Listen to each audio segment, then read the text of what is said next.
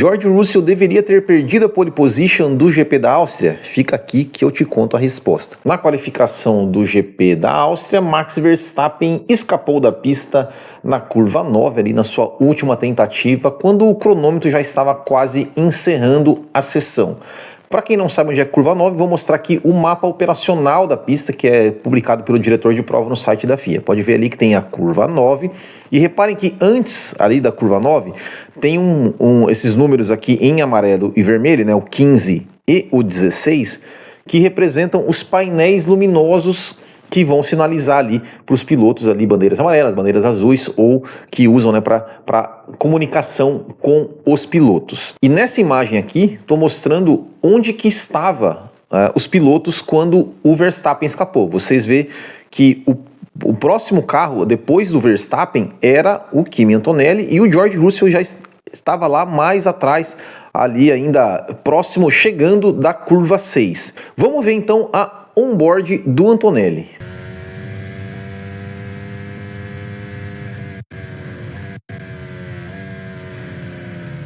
Yellow. Vocês viram que assim que o painel ali piscou em amarelo, ele estava piscando meio amarelo e verde, mas o Antonelli entendeu que era amarelo. O Antonelli tirou o pé ali durante toda a volta e não acelerou mais. Vamos ver aqui então agora a onboard do Russell. Yellow, Verstappen off in the gravel at turn 9.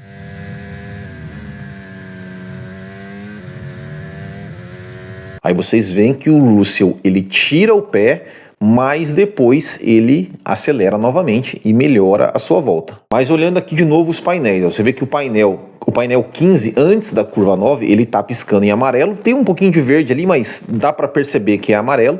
E se você pegar aqui, ó, esse frame aqui, ó, dá para ver na onboard do Antonelli que o painel 16, depois ali onde o Verstappen passou, ele já tá com bandeira verde, então provavelmente por isso que o Russell também acelerou. E também é o seguinte, vamos ler o que diz a regra. A regra fala o seguinte, ó, bandeira amarela simples. Qualquer piloto que passar por um setor de fiscalização com bandeira amarela simples agitada deve reduzir sua velocidade e estar preparado para mudar de direção. Para que os comissários se certifiquem de que o piloto cumpriu esses requisitos, espera-se que ele tenha freado mais cedo ou reduzido a velocidade de forma perceptível no setor de fiscalização em questão. Então isso fica a critério do comissário, da interpretação do comissário. Se o piloto, quando tem uma bandeira amarela simples, ele só tem que reduzir a velocidade antes, né, do posto de sinalização da bandeira amarela. E foi o que o Russell fez, ficou claro na onboard. O Antonelli, ele justificou que ele entendeu que tinha sido uma dupla bandeira amarela.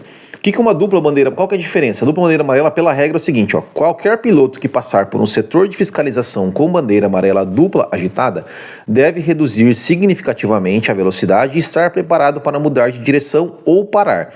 Para que os comissários se certifiquem que o piloto cumpriu com esses requisitos, deve ficar claro que o piloto não tentou registrar um tempo de volta significativo na volta em questão. Além disso, durante uma sessão de classificação sprint ou de classificação, qualquer piloto que passar por um setor de fiscalização com bandeira amarela dupla agitada terá o tempo dessa volta cancelado.